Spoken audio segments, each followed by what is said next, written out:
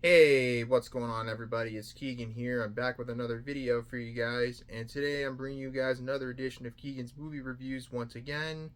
And I'm finally bringing you guys part 5 of the James Bond reviews, where I cover all the James Bond movies.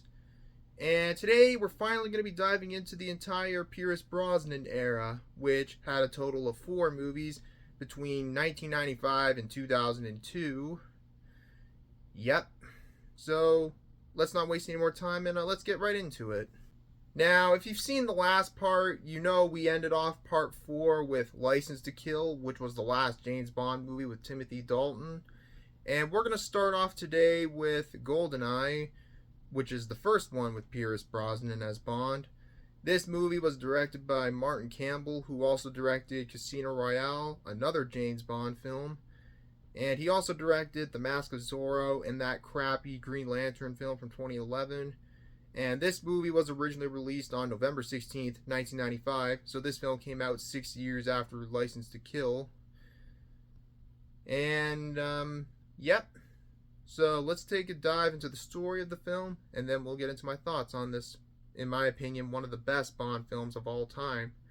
So let's take a dive into GoldenEye. Now, the film begins in 1986, where James Bond, played by Pierce Brosnan, and his friend, Ali Trevelyan, or 006, who was played by Sean Bean, both infiltrate a Soviet-controlled dam to bring down a chemical weapons program.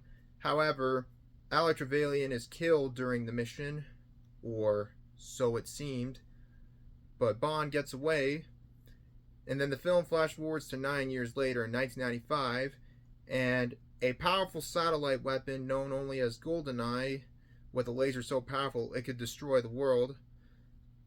The GoldenEye is stolen from a group of from a Russian crime syndicate who threatened to use the laser to destroy the world, and Bond's on the mission to stop them before it could be used, before realizing that Ali Trevelyan wasn't dead, but in fact turned into a traitor to use the GoldenEye. And without giving away too much, that's basically the story of the film in a nutshell. Now, this was actually the very first James Bond movie to not be based on any of the Ian Fleming books that the other films in the franchise were based on. And I think there was a little bit of some controversy, which is why the series took a bit of a 6-year hiatus after License to Kill. And there was a recasting of some of the characters, most notably the recasting of the character M with a female M played by Judi Dench, who would appear in the James Bond films that came out after GoldenEye up until Skyfall.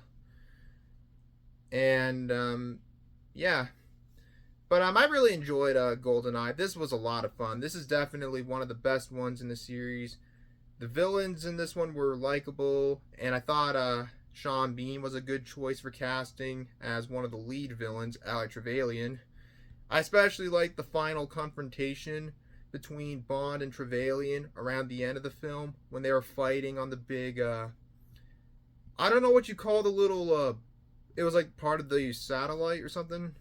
I forgot what it was called, but I heard the real set piece of that scene in particular was torn down a couple years ago. But I thought that scene was pretty cool on that platform. And and the theme song, which is by Tina Turner, was really catchy too. And this was actually the first James Bond movie to have the use of CGI. And of course, some of the CGI is outdated because this movie came out in 95. Well, basically every movie from the 90s with CGI looks outdated. But hey, it was the 90s after all. And all in all, this was just a really fun James Bond film, and probably one of the more one of the best well-known James Bond movies. And not for what you might think, because you see, there was actually a video game adaptation of GoldenEye that I have right here for the Nintendo 64, which was developed by Rare, and this was the game that revolutionized first-person shooters. Though the game didn't actually come out till 2 years later in 1997. This game is regarded as one of the greatest FPS games of all time, despite being outdated. Well, I think the game is more known than the movie itself. Well, at least in my opinion, at least. But hey, game or movie, they're both great. And this is definitely one of my favorite films in the franchise as well. Anyways, I don't have anything else to add, so I'm giving GoldenEye an 8 out of 10. Now we move on to the second film of the Pierce Brosnan era, and in general the 18th film in the franchise, Tomorrow Never Dies, which was directed by Roger Spottiswoode and was originally released on December 19th, 1997. And this movie also stars Michelle Yeoh, who you might know from Everything Everywhere All at Once, Jonathan Pryce as the villain, Elliot Carver, and Judi Dench once again as M. Now, this one is not as well received as GoldenEye, but I still thought this one was pretty good, but we'll get to more on that one later. But right now, let's get into the plot of the film. We'll get into and then we'll get into my thoughts on it. So let's take a dive into Tomorrow Never Dies. In this one, James Bond is on a mission to stop Elliot Carver, the head of the CMGN News Corporation, which is a corrupted news organization who is trying to start World War III between the British and the Chinese government after they murder a group of British soldiers and trying to pin the blame on the Chinese, which could potentially start the Third World War. So James Bond is trying to stop CMGN and anyone involved, or otherwise it could be too late and World War III can go underway. And without giving away too much, that's basically the story of the film in a nutshell. Now, I personally thought Tomorrow Never Dies was a pretty good James Bond movie, although definitely not the best one in the series, but I enjoyed this one for what it was. It is definitely a step down from GoldenEye, which is kind of what some people have problems with this movie. But I enjoyed this one for what it was. Has some pretty good action, some CGI, which is kind of an issue, but that's fine. And I thought Jonathan Pryce was a pretty good choice for playing the villain. And I thought the motivation was kind of interesting too, for the villain to attempt to start World War III by getting one nation accused of committing crimes against another. And I especially like the final battle in the I think it was like not a submarine, it was like an underwater base or something. I thought it was pretty good. Although this is definitely not the best one in the series, but again, it's fine for what it is. Might seem a little bit formulant. I don't know what's the word I'm looking for. Formalic.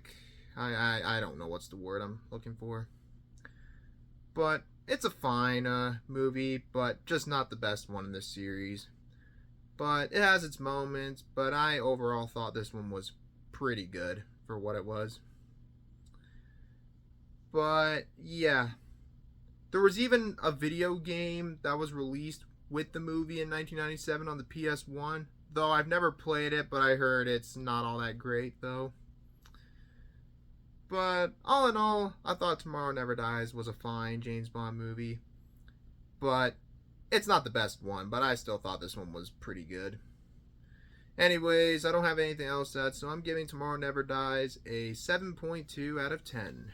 Next up, another James Bond movie that I consider underrated and one that I personally enjoy, unlike most people, and that is The World Is Not Enough. Directed by Michael Apted, I think that's how you pronounce his last name. And this one was originally released on November 19th, 1999. And this movie co-stars Denise Richards, Robert Carlyle, the late Robbie Coltrane, who previously co-starred in GoldenEye, Judi Dench, and John Cleese. This movie would also mark the final James Bond movie for actor Desmond Llewellyn, who played the character Q since Dr. No, the very first James Bond movie.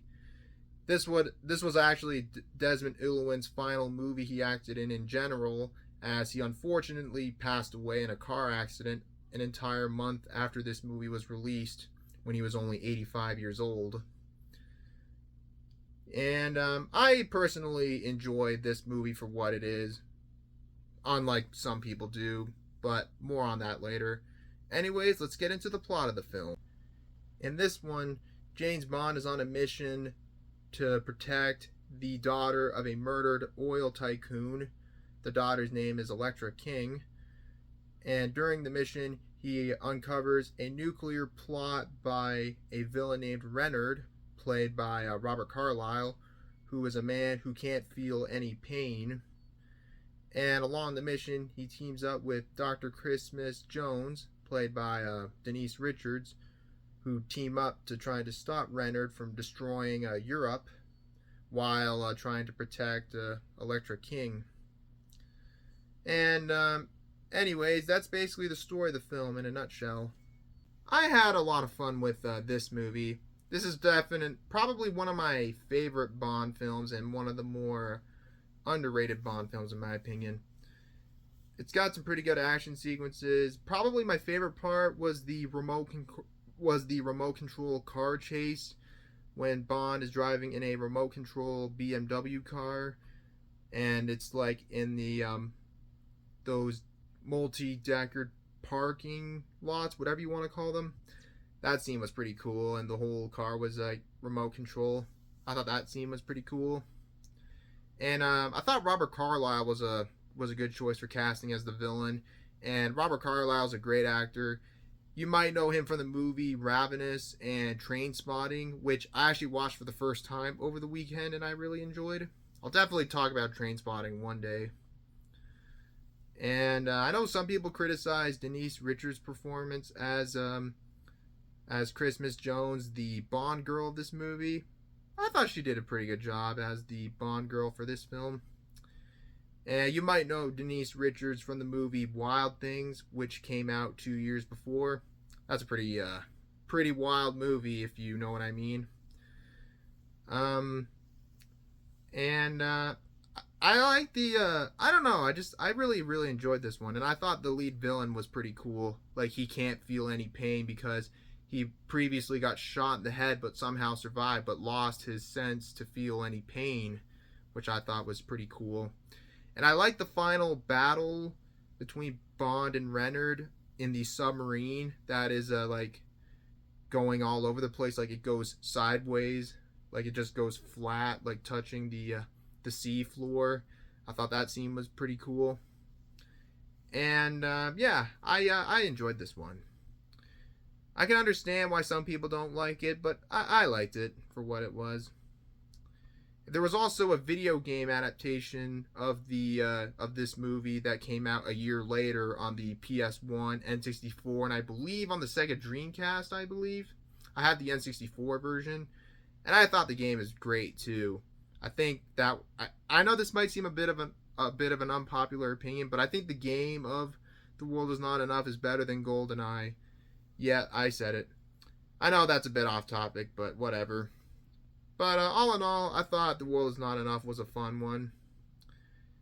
And probably the second best one in the Brosnan era of Bond. But anyways, I'm giving The World Is Not Enough a 7.5 out of 10. Alright, now we're going to end the video off with the last film of the Pierce Brosnan era, and probably the worst one in the series. And that is Die Another Day. This one was directed by Lee Tamori, and this one was originally released on November 22nd, 2002. This movie co-stars Toby Stephens, Halle Berry, Rosamund Pike, and Judi Dench. Now, when I mean worse, I don't mean this movie is necessarily bad, but it's okay, but it's definitely the weakest one in probably the whole franchise, in my opinion. But more on that later. Right now, let's get into the plot of the film. I'll get into my thoughts on it. So, let's just dive into it. In this one, James Bond is on a mission to stop a North Korean terrorist and a British billionaire who've teamed up to develop a satellite laser that could destroy anything in its path. It's pretty similar to GoldenEye and The Spy Who Loved Me with that kind of scheme. So James Bond teams up with a diver named Jinx, played by Halle Berry, to stop them before they could potentially destroy the world. And without giving away too much, that's basically the story of the film in a nutshell. Now, I don't necessarily hate this movie, but it's definitely one of the weaker films in the series. and probably my least favorite film in the whole series. But it has its moments, but it was okay. Probably the biggest problem I have with this movie is that I find that the plot, well, specifically the villain's motivation and the weapon, has already been done before. It was already done before in GoldenEye, The Spy Who Loved Me, and I believe Diamonds Are Forever had a very similar satellite weapon in that one, but I kind of forgot. I think it was that movie too, but it was definitely done before in GoldenEye and The Spy Who Loved Me. Another issue with this movie is that the visual effects and CGI is noticeably bad, especially in one scene where James Bond is flying around in a parachute, dodging a tidal wave of snow. Because I think it was in like I think it was in Iceland, if I remember correctly, in that scene. I kind of don't remember. But if you've seen the movie, you know exactly what I'm talking about. But the green screen and the visual effects in that scene is noticeably bad. Now, I get that it was 2001, I believe, when this movie was made, but yeah, it's noticeably hasn't aged well. The villains in this movie are fine. It's just the motivation has already been done to death, especially with the secret weapon as well. But I will say Halle Berry was pretty good in this movie, along with Rosamund Pike, who was later to revealed, spoiler alert, as one of the villains in the film. You might know Rosamund Pike from the movie Gone Girl and Saltburn. She's actually a really good actress, I'll say. And I thought she was pretty good as one of the villains in the movie. And while this movie had its moments, it's definitely one of the weaker films in the series, and definitely the weakest one out of the Pierce Brosnan era. But overall, this movie, it was all right. It's probably the only one in the franchise. I'm not in a big rush to seeing it again, even though I've seen it twice for this review. But again, not a terrible movie, just certainly one of the weaker films in the series, and probably my least favorite one in the series, along with The Man with the Golden Gun. But it was okay, I guess. Kind of a weak ending to the Pierce Brosnan era, but it could have been worse, I guess.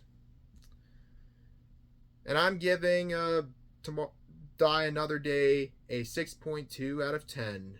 The weakest film in the whole franchise. Well, there you go. That's the Pierce Brosnan era of James Bond. And not some of the two of these movies I think are a bit underrated and ones that I enjoyed, with GoldenEye being the best out of the four and Die Another Day being the weakest one of them. If I were to rank them all from worst to best, Die Another Day would come in last place. Third place would be Tomorrow Never Dies. Second place would have to be The World Is Not Enough. And first place, GoldenEye. And that's going to be it for this video, you guys. And stay tuned for part 6, where we take a look at the entire Daniel Craig era of Bond, including No Time to Die, which I already talked about back in season 3, but we're going to cover that movie again in the next part. So until then, thank you guys so much for watching. If you enjoyed, as always, feel free to leave a like, comment below, subscribe, turn on notifications, and share the video with your friends. And again, part 6 will be coming out soon, so stay tuned for that. But in the meantime, until next time, this is Keagan Shepard signing off. Thanks for watching, and I'll see you guys next time. Peace out. Bye-bye.